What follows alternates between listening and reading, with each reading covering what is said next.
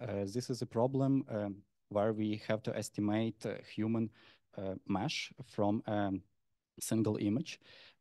Here, mesh captures both pose, as you can see, and also shape. So compared to like joint detection, it also covers the surface of the human body. The problem is very hard in its nature because it's quite ambiguous, and estimating 3D structure from a single image is actually quite hard. We'll be not estimating free-form meshes. Not any mesh, of course, is human body. For this, we'll use the parametric human models from the SMPL family. Actually, we'll use the SMPL-X model. And this model are described by low-dimensional parameters, which are used to control the pose and shape of the body, actually. Also, in the expressive SMPL-X, we have controllability for facial and hand expression as well.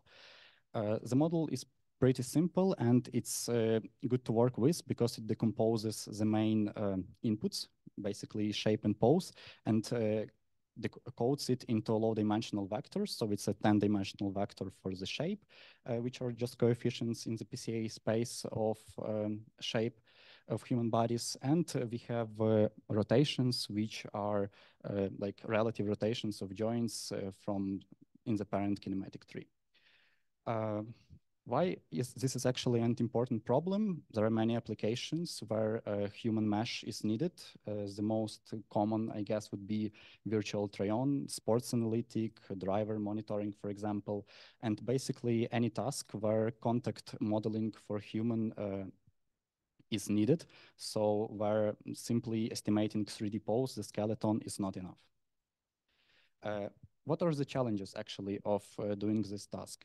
So 3D estimation from a single image is obviously ambiguous. It's not well defined because many 3D poses actually project to the same 2D pose. So that's one hard thing.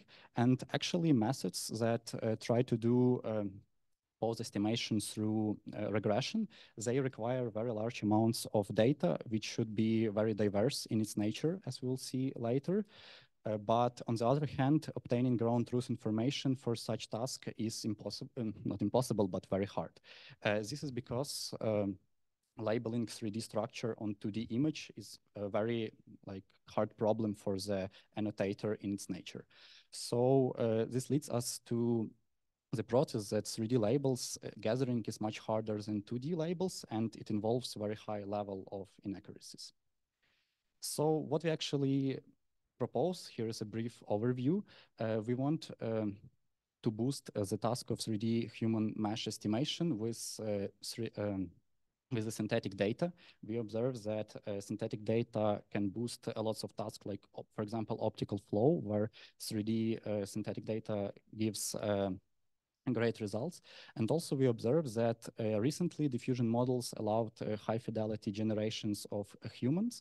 So connecting those both facts, we argue that with a controllable generation, which is also possible for diffusion models, we can generate a data set of synthetic humans where we'll start from the labels. So we'll start from human meshes, and through controllable generation, we'll generate a data set of images. And this way we can obtain a realistic and diverse data set of human with corresponding meshes. To summarize, the problem formulation will be to create a diverse synthetic data set of human avatar pairs by utilizing controllable generation through diffusion models. And actually, obviously, we want to see its applicability. So we will train state-of-the-art architecture on this data set and try to compare it with the training on other data sets. Here I want to list our contributions. So first of all, we developed a pipeline for controllable synthetic human generation through denoising diffusion probabilistic models. We created a method for synthetic human avatar dataset creation, and we also wanted to preserve the real-world data distribution in this dataset. So we developed some techniques to do this. Then we utilized this synthetic dataset and many versions of these synthetic datasets for human mesh estimation task and show that its results are actually comparable with the training on other datasets, but in some way it's much more simple. And we also show the potential that those models can be trained purely on the synthetic data. So it's a great way to move forward with only synthetic training. Here I want to review some related works. So here I'll talk about 4 different aspects actually, and we'll see how they lead us to the approach that we chose. So I wanted to start with some review of existing data sets for the human mesh estimation task. Actually, they can be divided in 2 categories. First of all, we have real-world data sets. And they usually are gathered in very specific processes. So one approach is to gather the data in a laboratory where you have some measuring devices which can reconstruct fully the human body. And the other way is by using some external devices like inertial measurement units. And this way we can gather the data, for example, about 3D human pose moving in the wild, let's say. But the problem with such approach is that it's not very diverse. So we have only very limited subjects, the actors, let's say, that we invited to participate in the data collection process. So it's obviously not diverse and doesn't capture lots of body shapes, etc. And the other way could be to reconstruct meshes from the video, but it will only provide pseudo-ground truth data, and it's not very accurate in its nature. Also, most of these data sets provide only 2D or at best 3D human skeletons, so they don't capture lots of information about shape, except those that reconstruct in full lab environment. The other approach could be synthetic data. So it's not new to use synthetic data, just the way to gather it was a little bit different than we propose. Previously, it mostly was done in the rendering engines. So some predefined scenes, predefined human models like clothes, hairstyles were created by the artists, and it was all rendered into such scenes as shown here in an example. So it's an example from the Agora dataset. Again, such data sets are limited in diversity. You can see it from the images, but it's also obvious that artists cannot capture all the aspects that we see in the real world. But on the other hand, they provide complete annotations. So we have full 3D meshes available and corresponding SMPL, SMPLX parameters. Again, it's quite expensive to create such 3D scenes. So that's the cost that should be considered. So moving, why do we need actually another data set? Because we wanted to combine the benefits of both worlds. We want a high fidelity and diverse real world data set, as in a real world data set, but we also want complete annotations as for synthetic data. So we propose to generate such data sets through the diffusion process. And actually, we argue that it's quite a low cost compared to creating scenes in 3D engines. Yeah, another thing that I want to review is actually what we'll use for generation. So we can say that realistic human generation started from the style gun, but the actual improvement, the actual like high fidelity results were only achieved with diffusion process. And here we'll actually use it to generate images. Diffusion process is quite simple to define, but hard in its nature. So it's basically noising the images during training and trying to denoise them at each step at inference time. And we'll actually use the latent diffusion model. So we'll use stable diffusion 1.5 architecture, which does the diffusion process in the latent space. So instead of doing this in image space, we do diffusion in the compressed space where computations are much more efficient and final results actually can be much better. Also, stable diffusion defines several things for conditioning generation process. The most basic one is conditions through text, and the model available is text-to-image model, but other conditioning methods can be achieved. And we actually will need those conditioning to do our controllable generation process.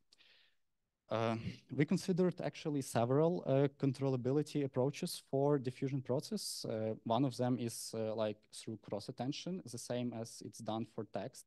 The other one is simply just concatenating input modality to the input denoising tensor, but they actually will require retraining the model from scratch or just fine-tuning, which is not feasible for us.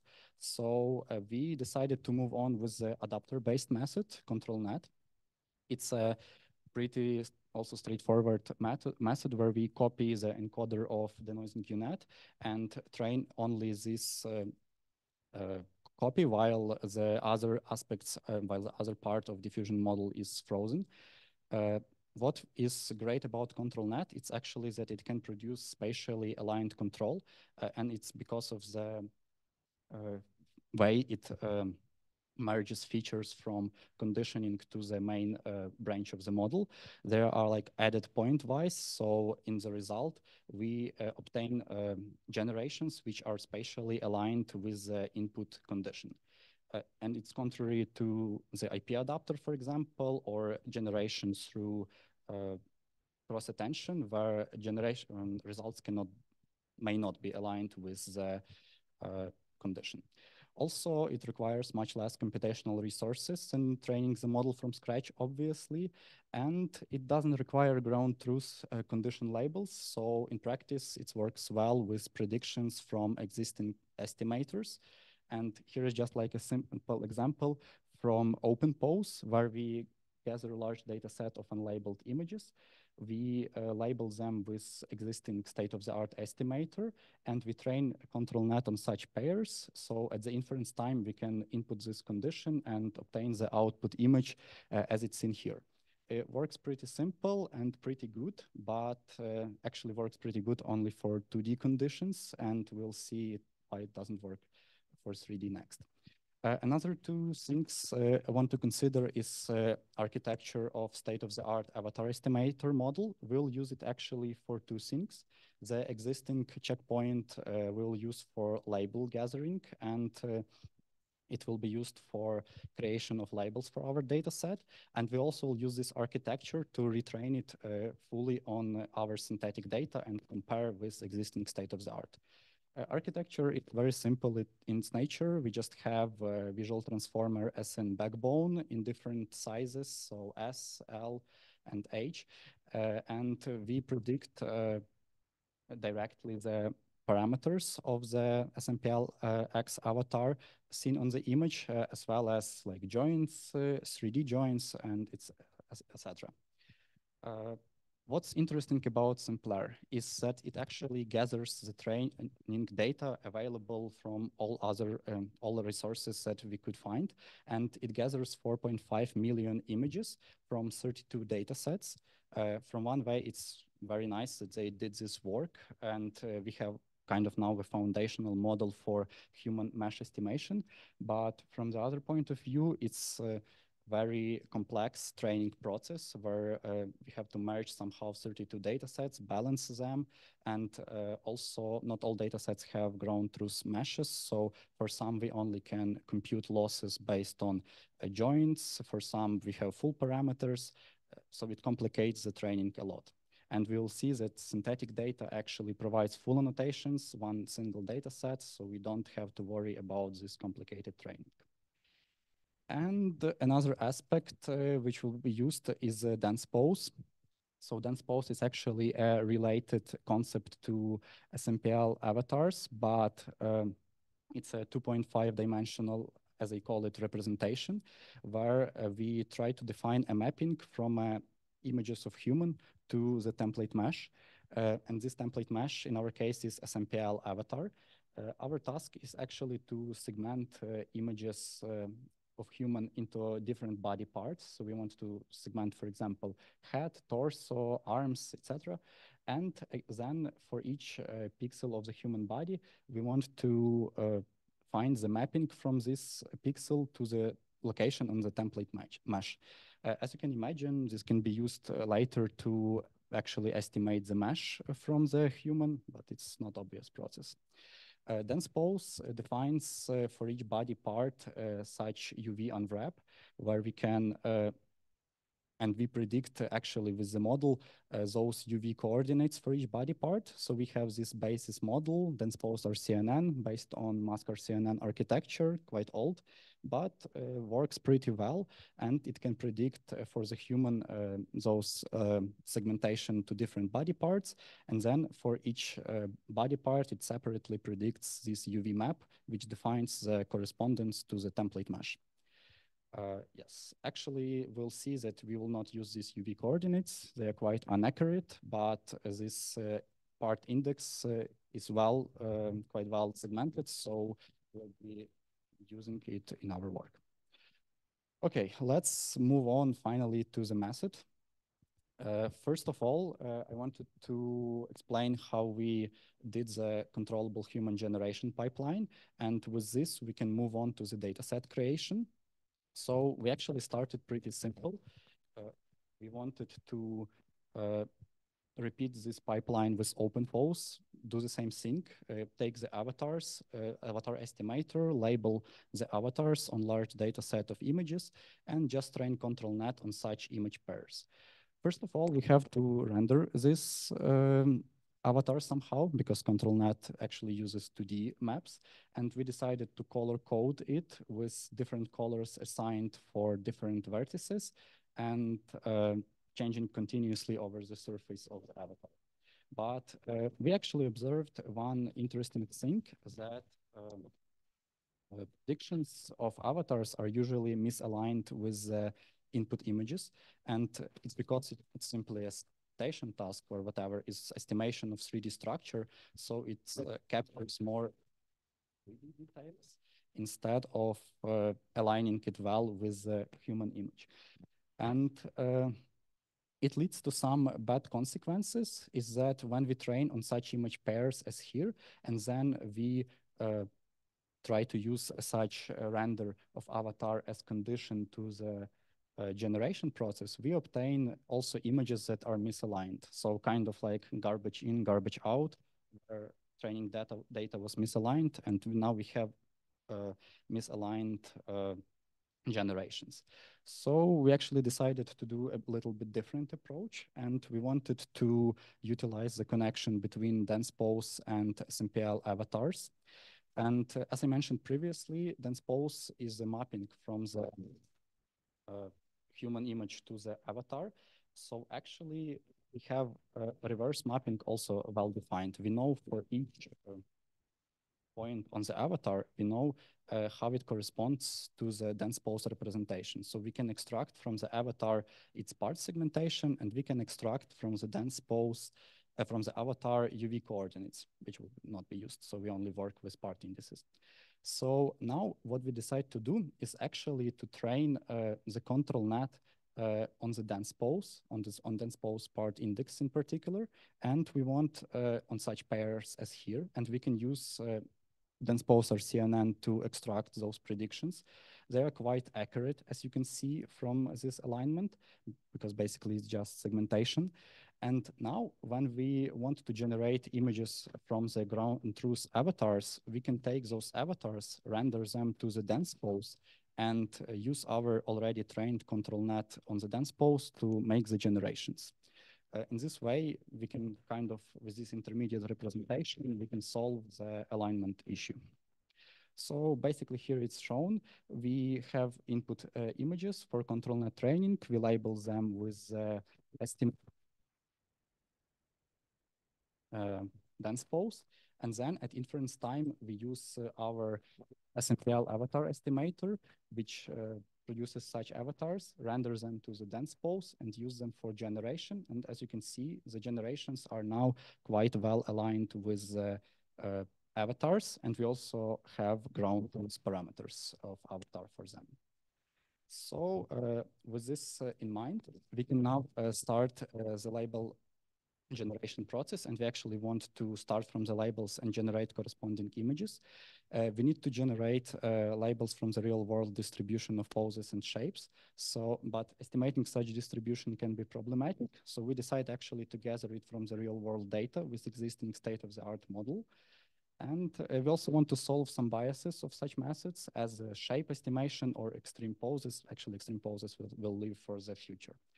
IP adapter, we also want to condition our generation on the input image from the dataset to capture some concepts like clothing, gender, background, the original image, and preserve distributions of those as well, and not to use the biases of diffusion model.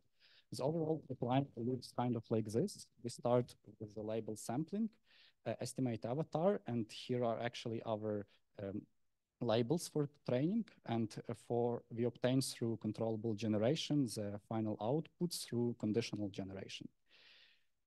Speaking of SMPL training, we have original which were defined in parameters. It's theta, beta, and had some losses in the joints space. We also proposed additional losses on the markers, which are kind of like joints, but on the surface of the human body. So moving to the experiments, I guess we can move to this in the questions if we'll have time, but basically we use Lion Faces subset of 300 images as a basis for our generation and obtain synthetic data set of the same size. For evaluation, we used EHF, EgoBody, UBody datasets with ground truth meshes, and also SSP3D, which has very diverse human shapes, and it's used for some internal ablations. As for metrics, very simple, per vertex error, per crystal line per vertex error. What are those? We compare just the distance between corresponding vertices in the between ground truth and predicted mesh. For procrustal aligned, we just simply do this rigid motion alignment between those two meshes and then compute. So it kind of removes the global rotation, but preserves only local rotations in some way.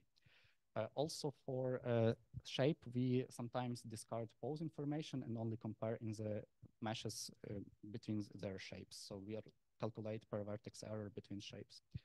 As for the results, we actually see that our data set for SYNT3K dense pose shape resampled, we call it, it achieves kind of like a second best place among different synthetic data sets. So it's comparable to all of them, but only is surpassed by Bedlam, which actually is 3 times larger.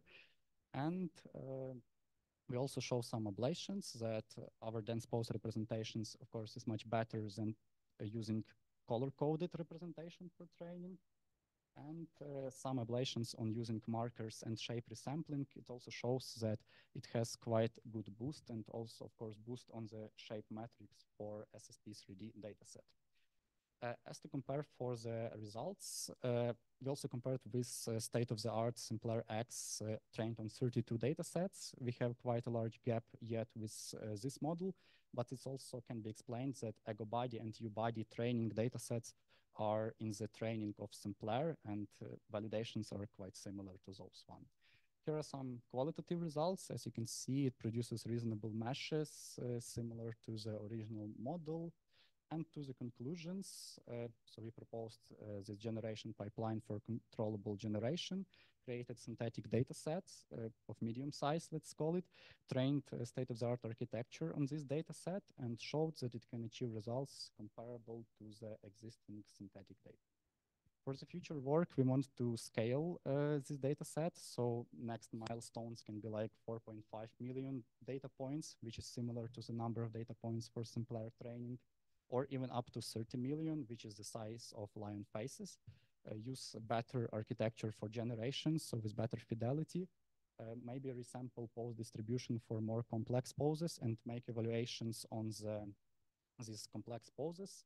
And probably want to adapt it to multi-human estimation, and where we estimate all the humans in the image at once, not only a single image human with its crop. So I want to thank also my supervisor, Orest Kupen, for helping me with this work, and also my coworkers who spent a lot of time discussing all of the moments. And thank you for your attention. let's move to the Q&A.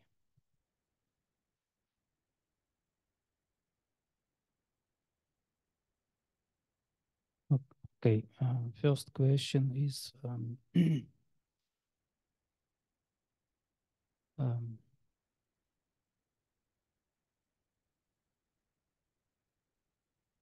okay. Yeah, thank you, Ostap. I'm curious if does this synthetic generation uh, brings more diversity to, I don't know, human poses and stuff like that? Do you take into account any statistics like distribution of poses, distribution of shapes, etc.? So yeah, thanks for the question. We actually argue that this large-scale data set of line faces is quite diverse in its poses and shapes. So if we can like copy its distribution to our synthetic data, we will have a very diverse data set. The only problem can arise that we use labels from um, here. We use labels from existing exemplar model, and it can have its own biases. So for example, such model may never predict very extreme poses, even if it's visible on the image, or it may never predict extreme shapes, and it has such bias that it usually predicts very skinny people. So what we did here for the shape, we actually tried to resample it. We argue that this shape space, it's actually made from the principal component analysis on large scale of people, actually in America, not capturing the whole world. So yeah, but and it's a PCA, a principal component analysis space. So we argue that if we sample those coefficients near principal components from standard normal distribution and then rescale them based on the variance of each components, we can achieve the distribution similar to the ground truth distribution of shapes. And yeah, that's the way we updated shape parameters and actually showed that it achieves better results for shape estimation. For poses, we didn't do this, but as a future plans, we want to also resample somehow the poses to include more extreme poses into the data set. Yeah, the reason I was asking because one of your future directions is to scale the dataset generation. So once you are not sure, like this sampling is correct, it can, you know, waste of resources and time. Yeah, thank you. Anyone else? Well, I not forget.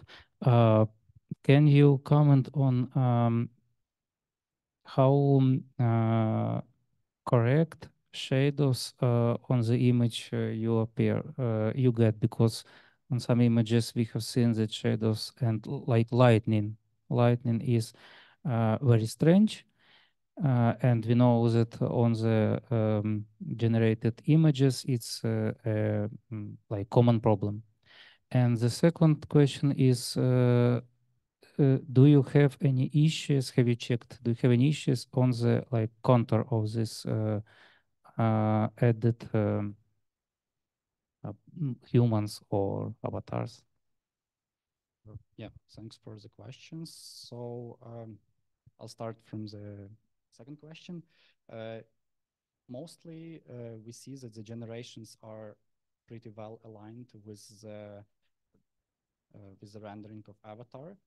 And actually, if there are some minor misalignments, it's not a big problem. We are more interested actually in correct 3D shape, so 3D pose of, sorry, not 3D shape, 3D pose of the avatar.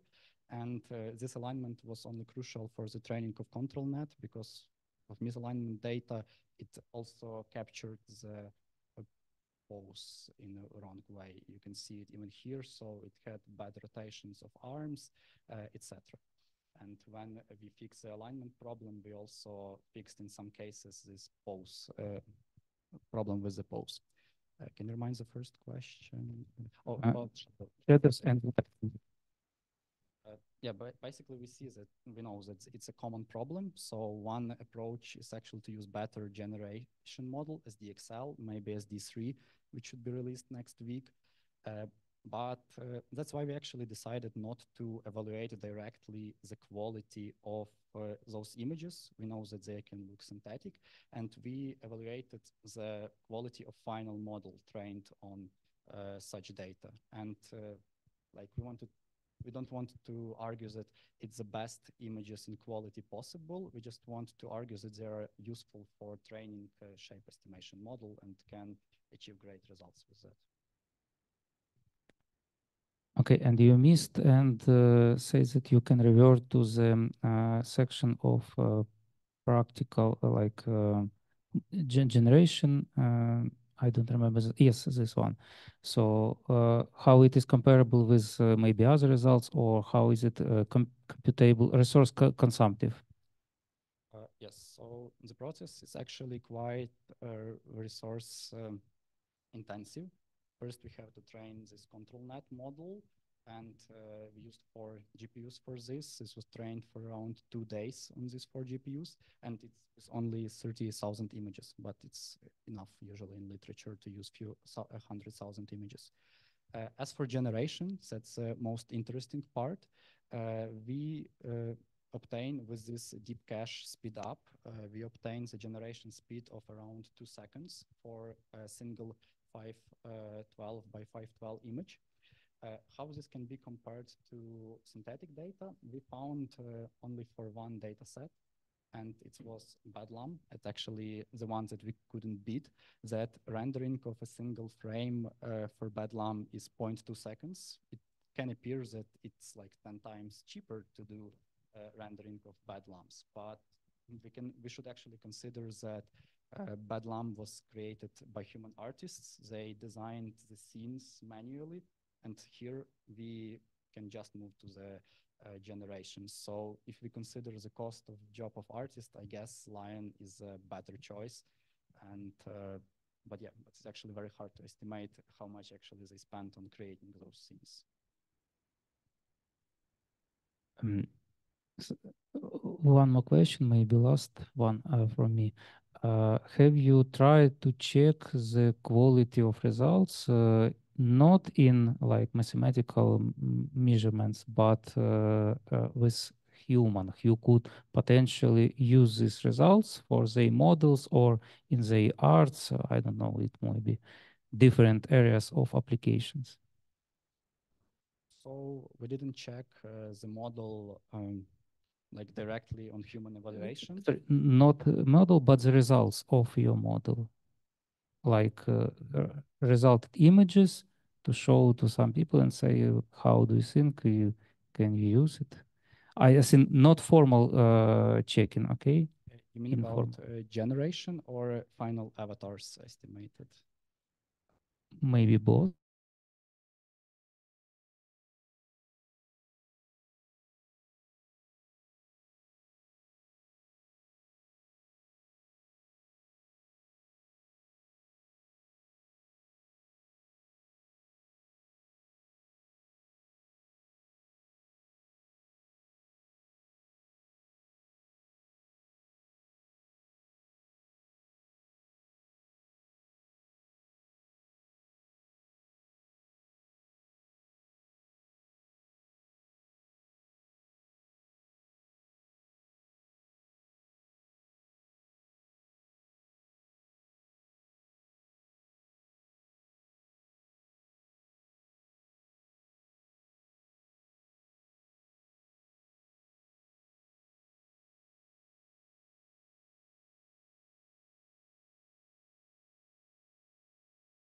Task for avatar estimation. And as for avatar estimations, we obviously observed the qualitative results.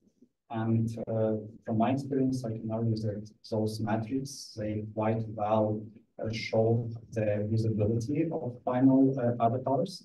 So yeah, but also we didn't do human evaluations. Okay. Yeah.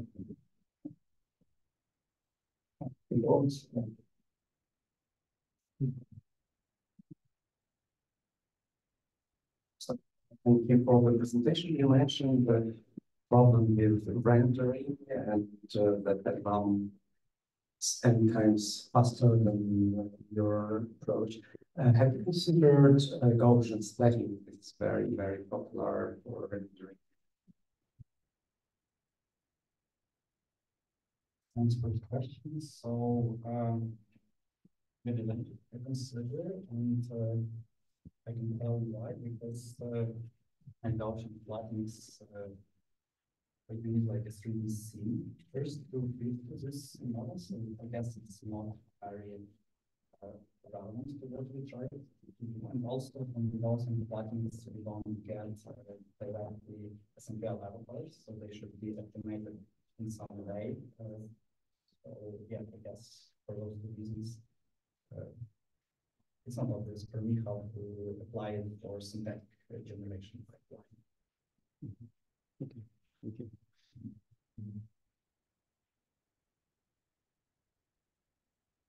Yeah.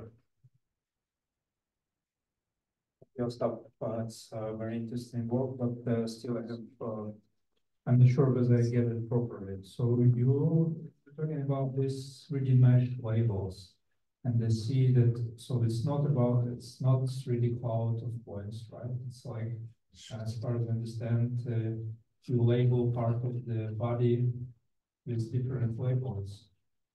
And for this, and this way you actually distinguish those, like, I don't know, quasi 3D, or can you be more detailed in this? Because I really missed this point. Yeah, thanks for the question. I'll try to clarify it now. So for the SMPL avatar, we actually have one avatar for the whole body. So it's not, its parameters do not divide it into separate body parts. And we have a single, let's move here, we have a single mesh that represents the whole body at the same time.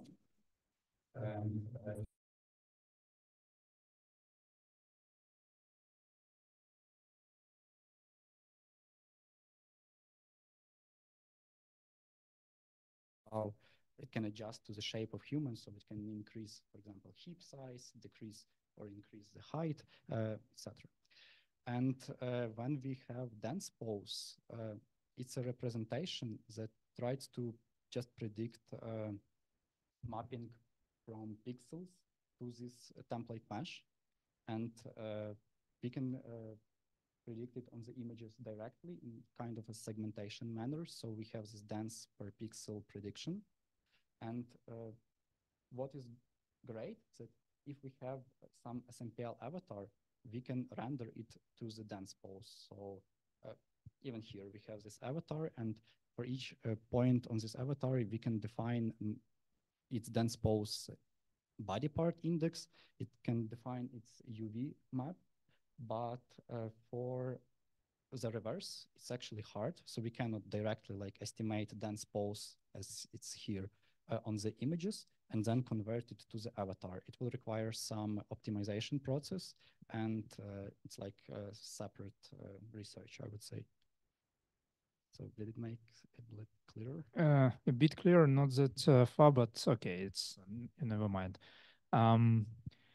And the second question, I'm curious, when you generate those avatars, and you showed us examples when, for instance, Paul McCartney keeping his bass guitar, and there is overlapping with his arm. And when we have those many overlaps, when, for instance, a person stands behind some objects. So for instance, I'm looking at you and you stand behind this desk. Mm-hmm. So what about such cases? Yeah, that's another great thing that I didn't have time to explain in details, but we actually, for the dense pose model, it predicts results with the occlusions. And the model, conditional model trained on top of this dense pose, has actually learned that if we give such images as an input, we'll obtain also generations that will be covered by some objects. And when we have renders of avatars, they are obviously always unobstructed, and we have in some way to transfer the occlusions. And we do this with very simple technique. So when we have this rendered avatar to dense post, we also find the occlusions from the original dense post estimation. And we argue that this avatar is very close to the dense post estimate. So we can transfer directly this occlusion. We remove it a bit we dilate a bit this mask of original avatar. So just not everything is covered. And as you can see, in the result, we have also the image that is covered by occlusion. So we try to work with this as well.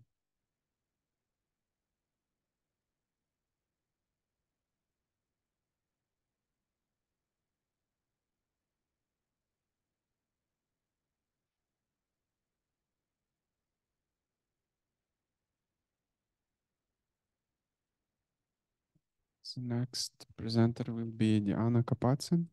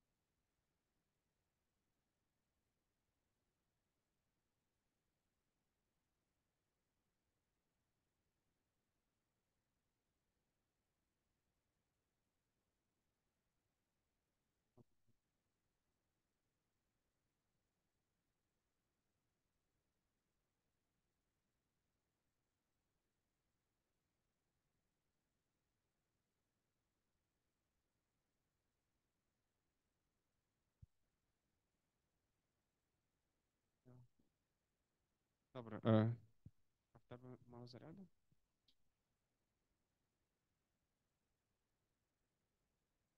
А в тебе і зараз мало. Ну, давай.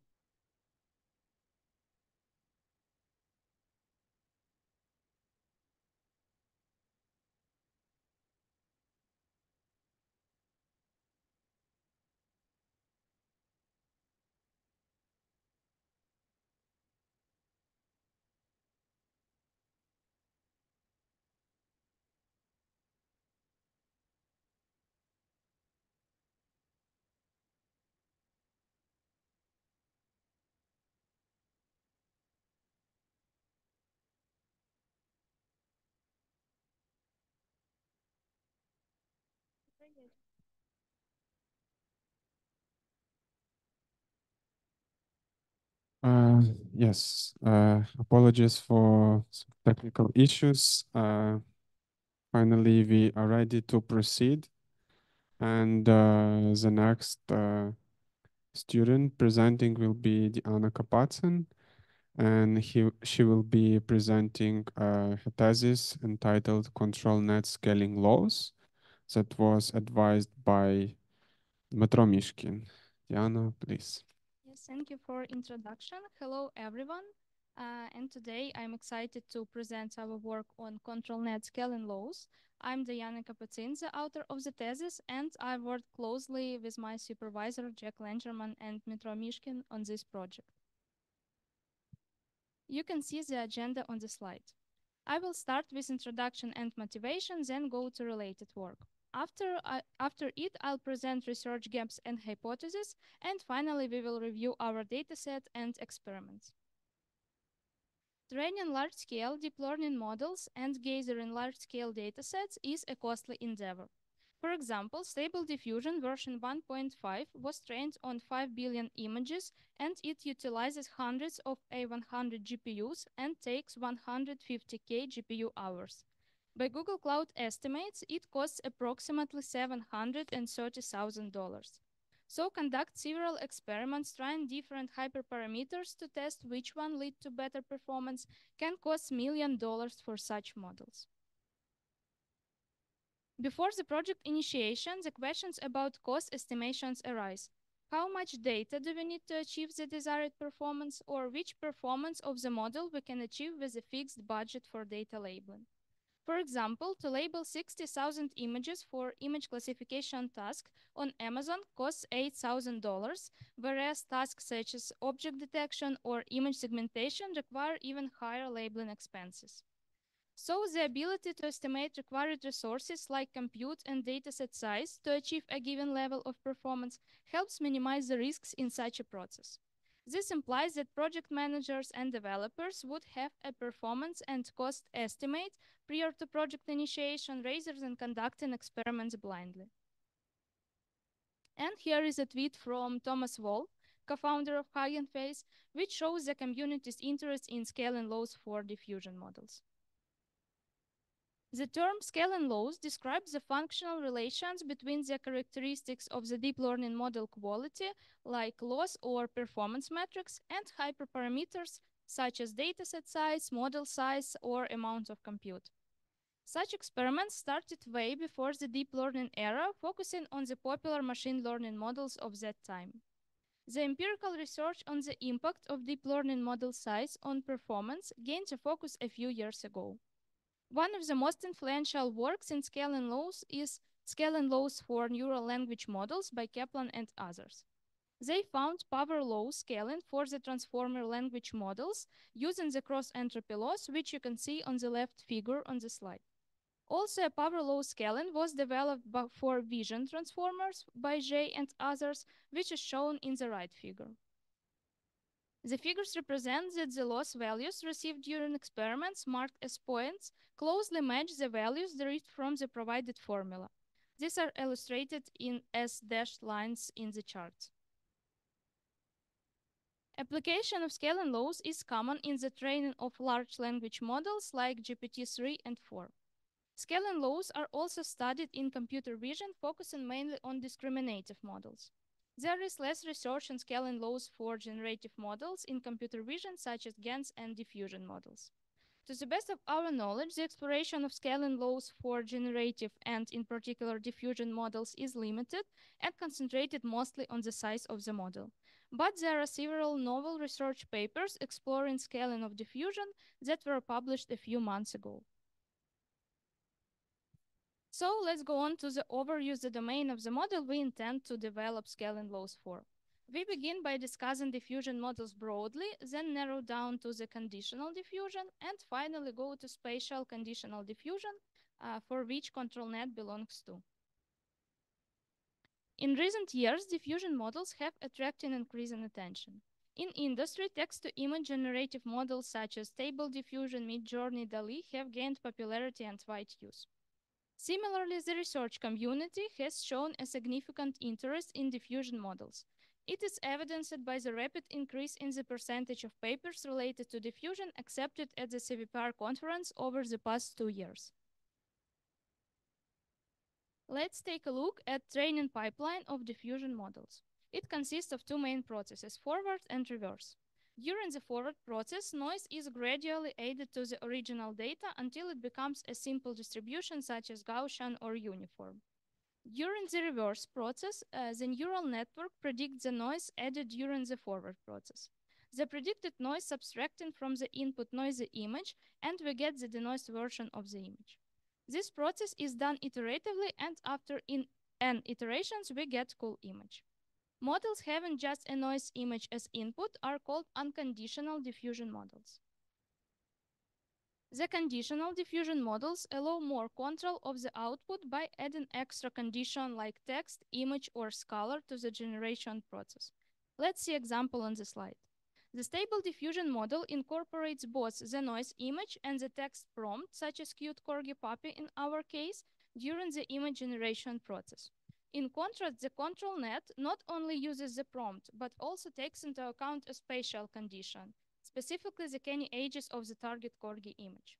As a result, the stable diffusion model can generate a corgi image, while the control net model can generate a corgi in the exact pose we specify.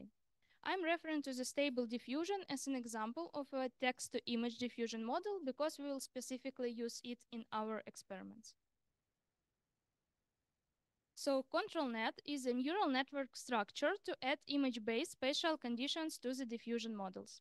Spatial conditions may include canny edges, human poses, depth maps, and other descriptors that explain the size, shape, and position of objects in the image.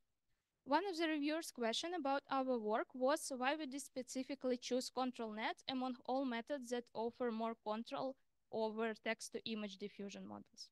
The answer is that all of the described methods can be divided into two groups, those that enable precise spatial control and those that do not.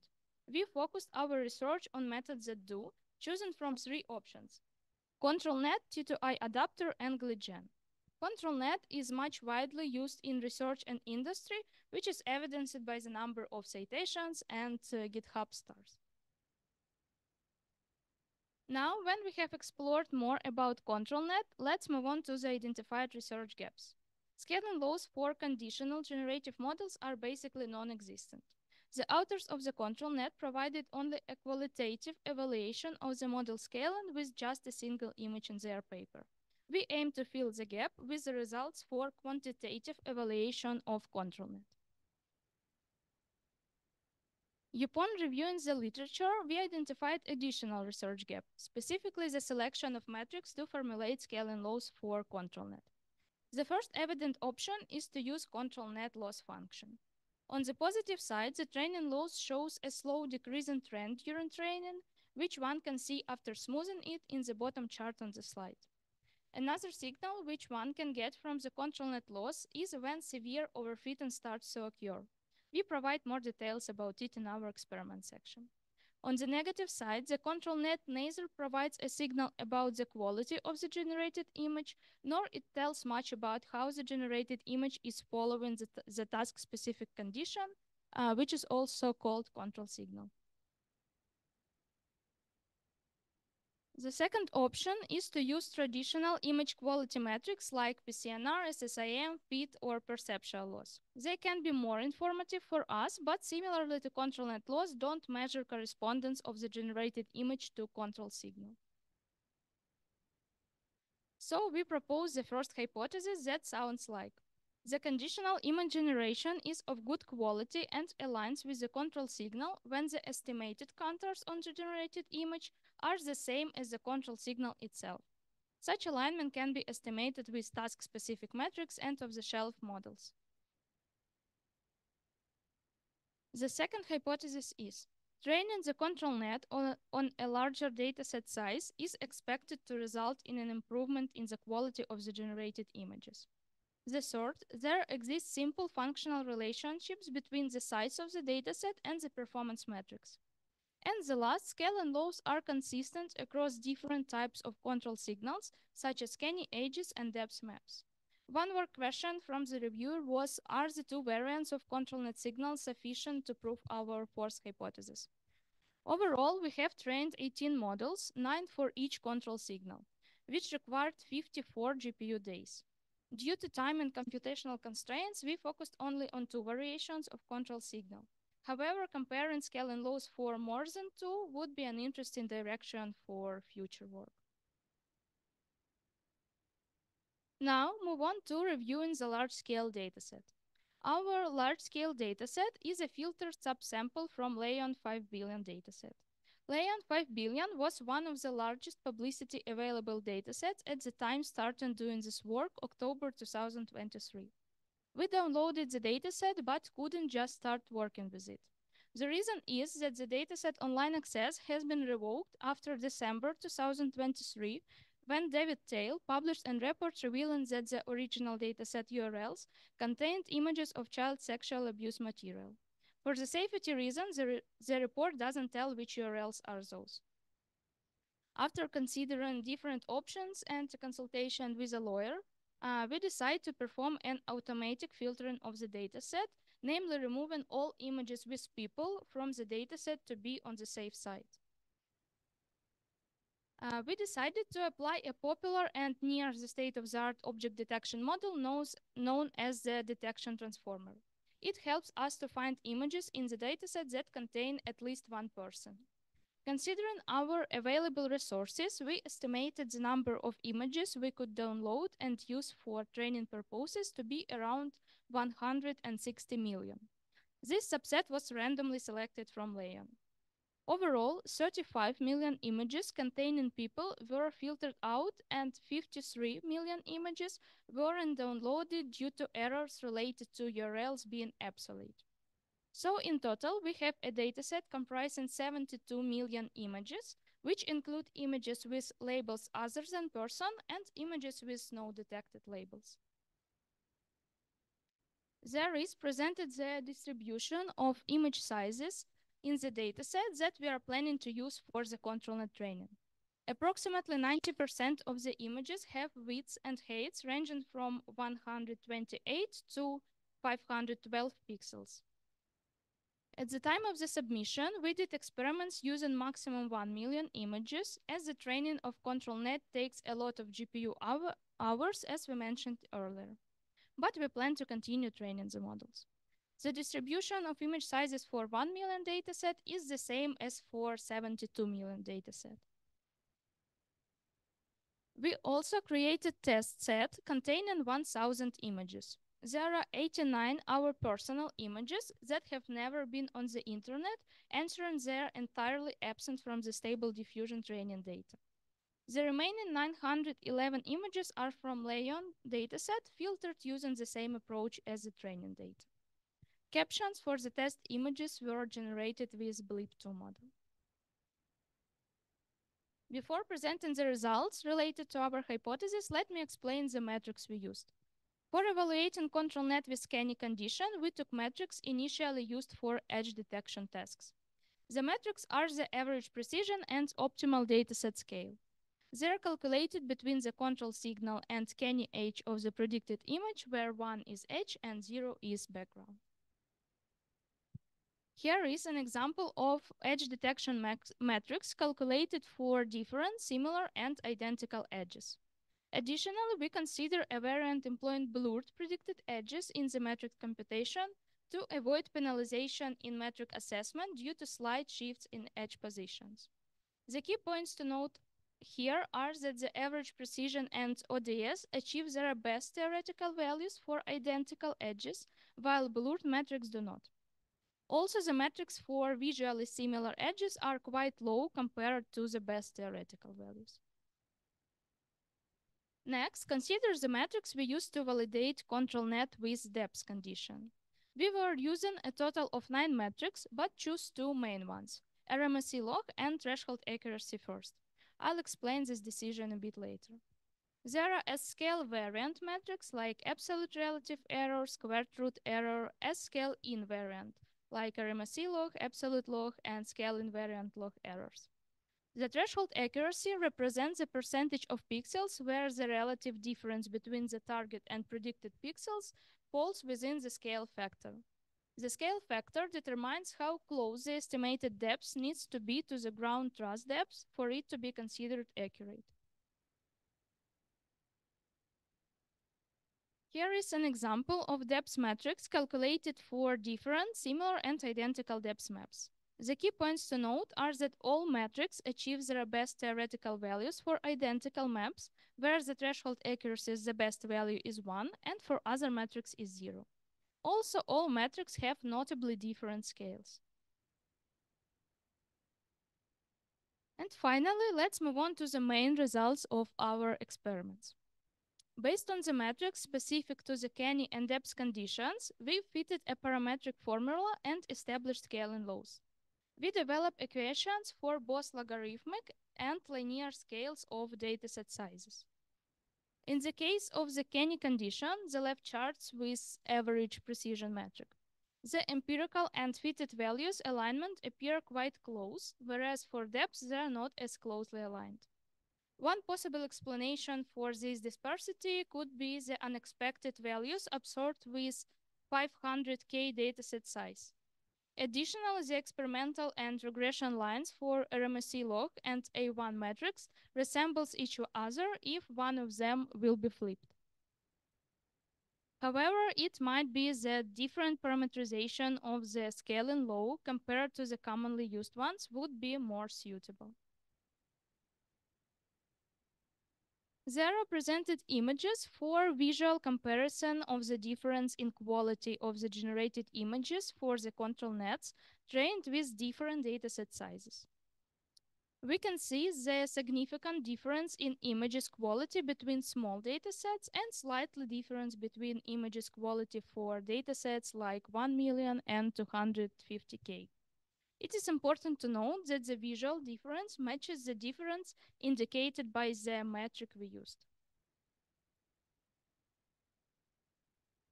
Now I'll explain how we obtain these observation points for our scaling law lines.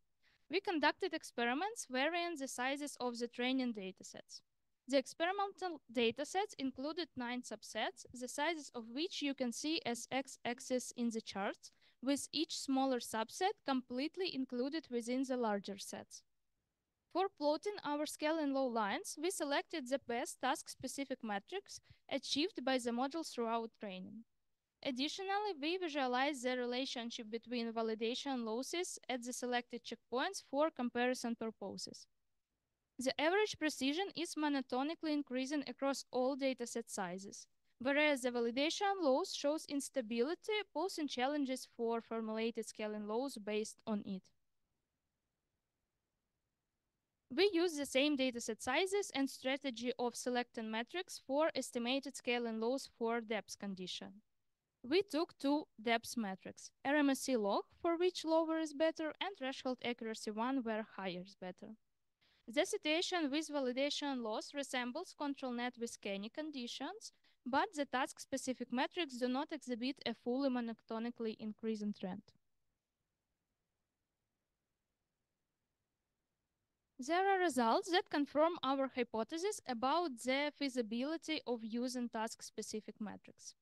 The chart on the slide illustrates the correspondence of edge detection metrics to the target image throughout the training process.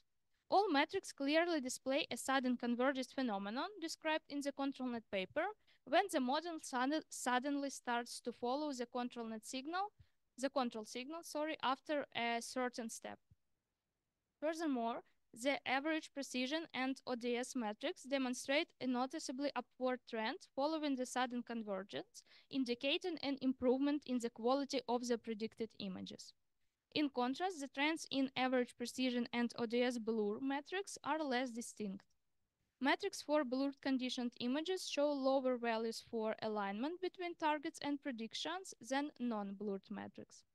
Therefore, we believe shift robust metrics aren't important in practice. The average precision and ODS plots are highly similar and moreover has a similar range, so they are both good to use. This hypothesis is also confirmed with depth metrics similarly to Kenny. The charts similarly show correspondence of depth metrics to the target image throughout the training process. All metrics demonstrate a distinct sudden convergence phenomenon, but the subsequent decreasing trend of the RMSE log metric post-convergence isn't as evident. Moreover, the plots of all metrics illustrated in the right chart on the slide exhibit a high degree of similarity to each other. Specifically, the plots where lower values are preferable are similar, as are those where higher values are preferable. The difference is only in the scale of the metrics. So it isn't very important which metrics to choose for control net evaluation. So it's time for wrapping up. The first hypothesis was confirmed for Kenny and Debs conditions. The task-specific metrics are useful for estimating quality of the control net predictions. As an additional observation, control net loss isn't suitable for estimating scaling loss.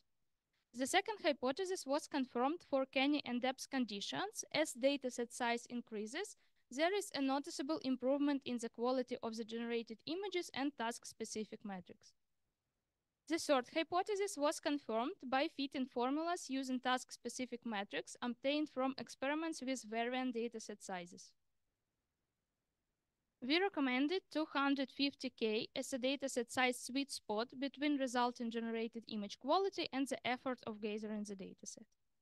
The fourth hypothesis turns out challenging due to the utilization of diverse metrics with distinct values ranges across different condition types. On the one hand, the estimated scaling laws are numerically different for the different control signals and metrics. On the other hand, they all start to saturate at dataset size 250K, showing the agreement in that regard. As a future work, we plan to further train in the control net using larger datasets. Another area for exploration is evaluating how data augmentation influences the dependence of the quality on the dataset size. Additionally, it will be interesting to experiment with other control signals. Also, given ControlNet ability to use different neural network blocks, it will be intriguing to investigate if scaling laws stay consistent across various diffusion model architectures. We are considering the next potential impact of our research. The findings from the proposed research project can be valuable for predicting the performance of the control net for efficient utilization of resources. Considering the common application of scaling laws for LLMs and the increasing popularity of diffusion models, the outcomes are likely to benefit both the research community and the industry. Exploring the identified research gap in performance metrics for estimating control net results opens the possibility for further investigation in other condition-based image generation models. And thank you for your time, and I'm happy to take your questions.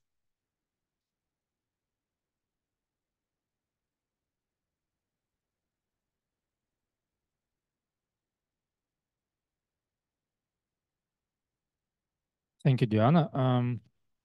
I'm curious about those hypotheses. So, second hypothesis, you mentioned this simple function. What does it mean, simple? Simple, probably. It's not quite mathematical as far as I understand. Okay, thank you for question. Simple probably that we just fit the linear regression line for our empirical observation. So we mean it can be simple just. So simple means linear, right? Or not? Maybe in our case, yes, but as we did it, but probably we can also power law scaling developed, and maybe it also is simple. Can you get back to your conclusion results about hypothesis? So you mentioned that control net loss is not suitable for estimating scaling loss. But for other metrics, control net is suitable. So it's only for this, for the loss. There is no scaling law, but for others, they are. Is it correct? Loss isn't suitable for estimating, but the metric that we described, task specific, is suitable. Okay, fine. And then, so can you get back on this? Well, you have charts and you show us. Scaling laws charts or? Yeah, let's stick with this one. Okay. No, yes, this one.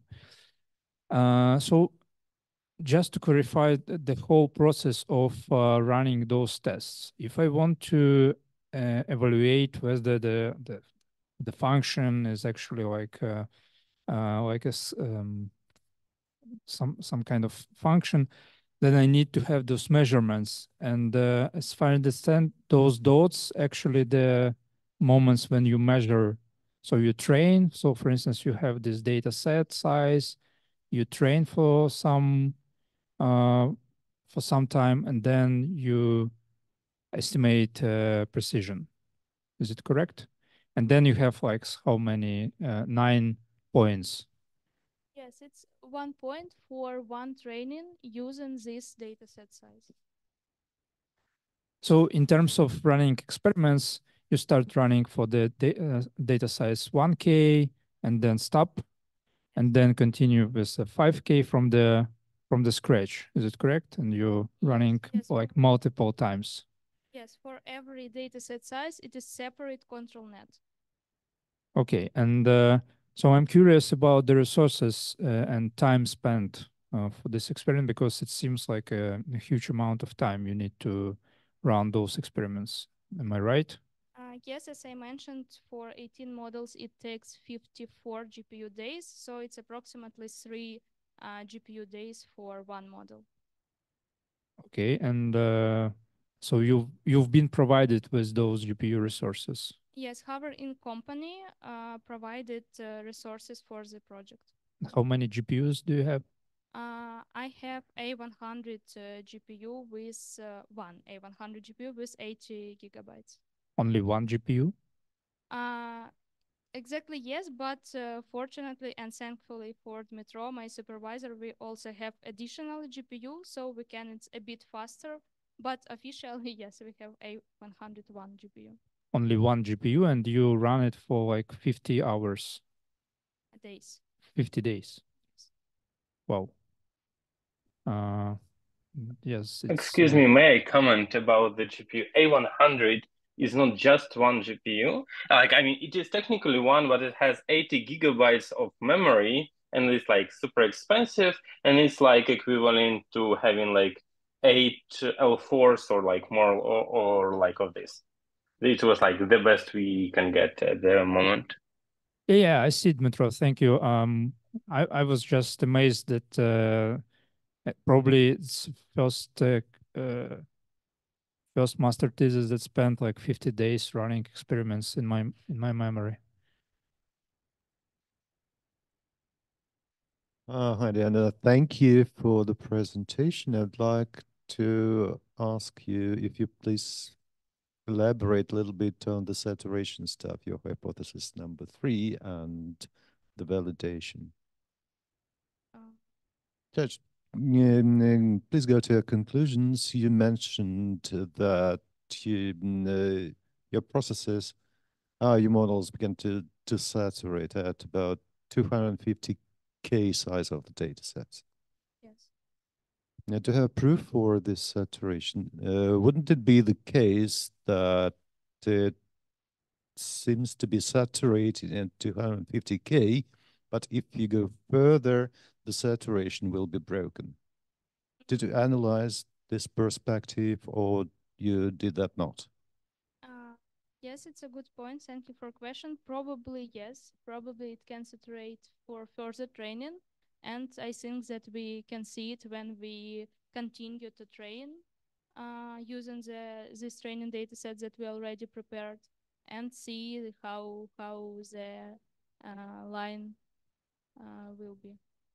So you didn't try to analyze the saturation process, I mean, mathematically, looking at distributions, predicting different scenario in different sets of distributions per experiment?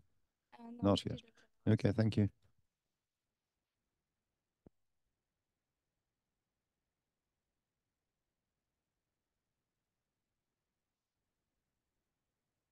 Yeah, just to make sure I understood it correctly. So you care more about scaling laws, and if for example our data set doesn't include humans, so we really don't care about that. We just take the rest of the data set, and if scaling laws contours as the same, and we assume that if we apply it for the humans, that it would work fine also, right? Yes. Uh, I'm not sure, but I have this like assumption because for control net, I think it's isn't very important which contours because like any edges, it is precise edges of any image. It's like can be flower, dog, etc. So probably for humans, it also work. Yeah, and last quick question.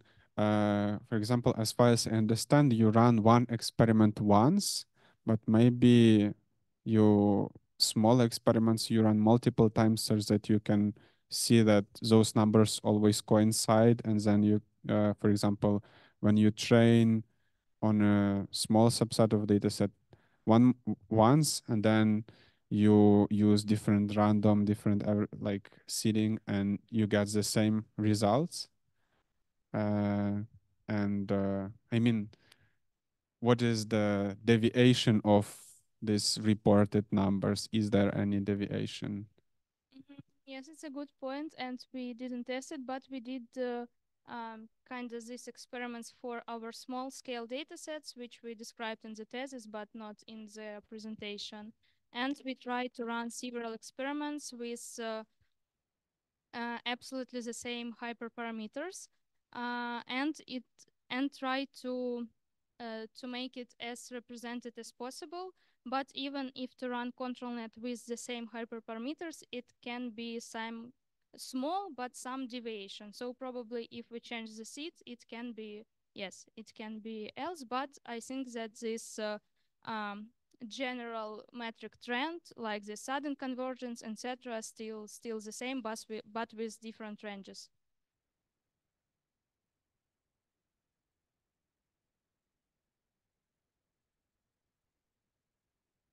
Okay. Oh, it works.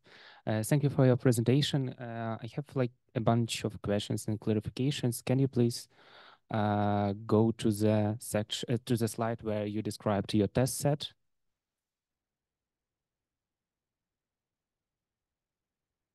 Okay, so as I understand, it's like approximately 1K images, and you were evaluating, like you were making all these plots based on these 1K images. Am I correct?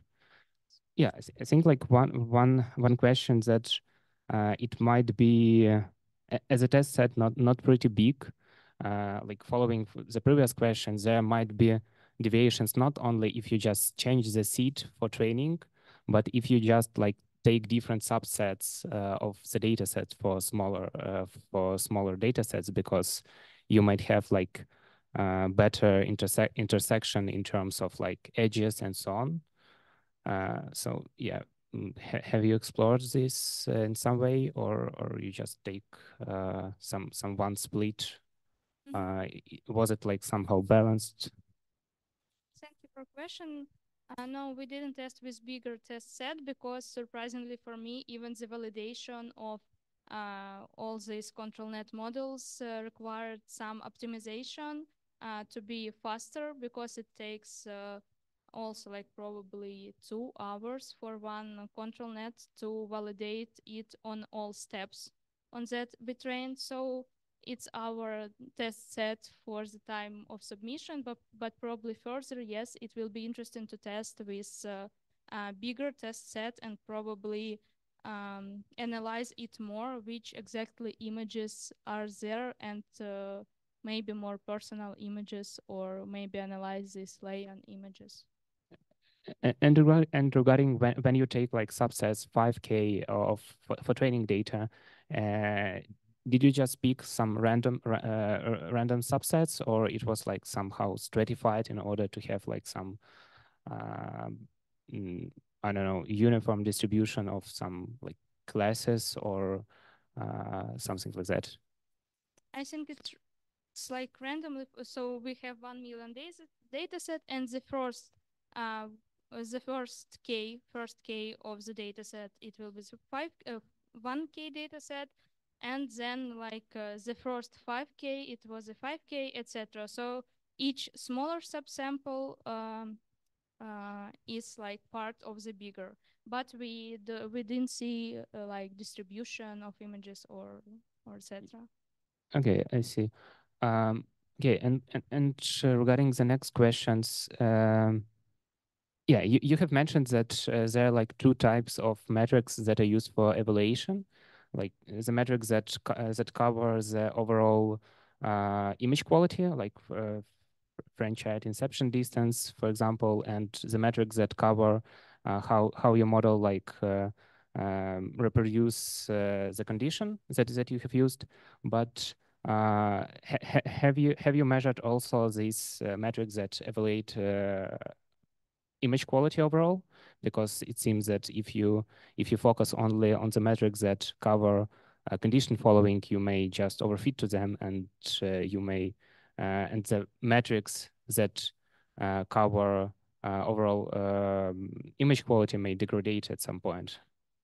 I see. Yes, it will be interesting in the future, but as the main goal of the control net, not to generate like super quality images, but um, to learn to follow this control signal. So as it is the main goal of the control net, we concentrated exactly on these metrics. Okay, I see. And as the last question, can you please go to the slide where you stated how you picked like the best checkpoint? I think there was one. This one? Mhm. So regarding validation loss, it was just taken from the original data set, like you had like training subset, validation subset, and your test subset. Probably it's not, validation is the same as test set. So it's metrics on our test set, this 1K test set. I see. Okay, so I think that in such a case you're like overfitted a bit to the test set if you pick the best checkpoint based on the loss, based on the metric like that you optimize directly on that set. Sorry, I have to correct. Diana is not right here. So this the picked was based on the best validation set, and validation set is actually different for the test set. So validation loss is like probably mistake here. So the all presented results as obtained on the test set, which like we tested only once for every model, and the rest are just the validation for training process was like on different thing which like super small. Yeah, that makes sense. So like I think like continuing to this question. So regarding some hyperparameter search, so I may assume that some hyperparameters like number of epochs, I don't know, like maybe even learning rate might be like optimal. Such optimal parameters might be different for like small data sets and for bigger data sets. So as I understand from your work that you just automatically adapted like the number of training steps by this trick and didn't touch like all other hyperparameters.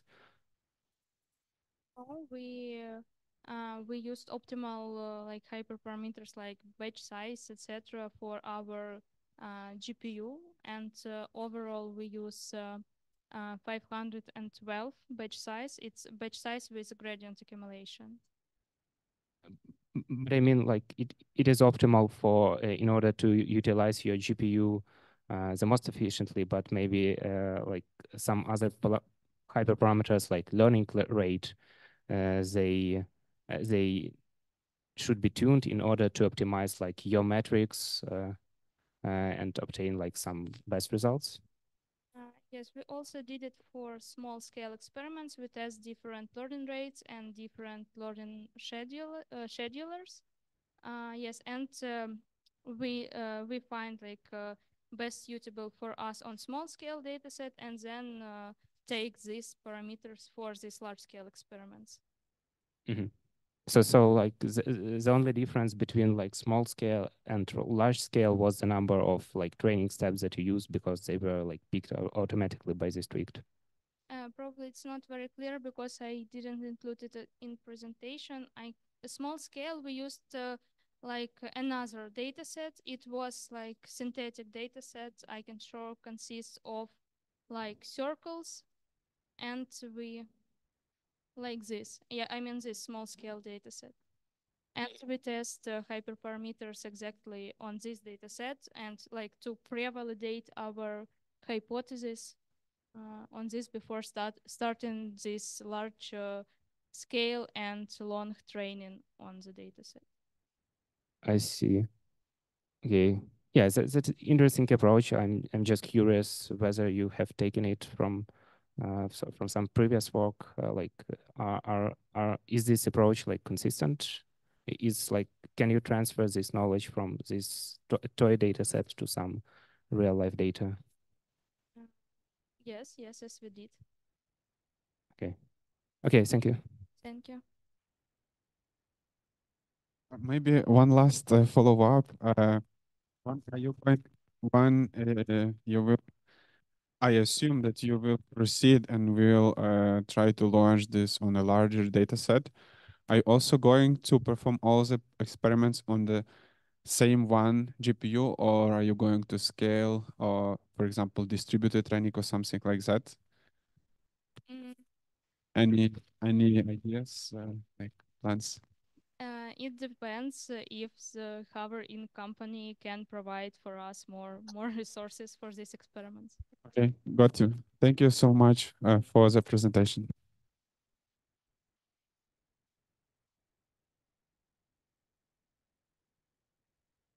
Break.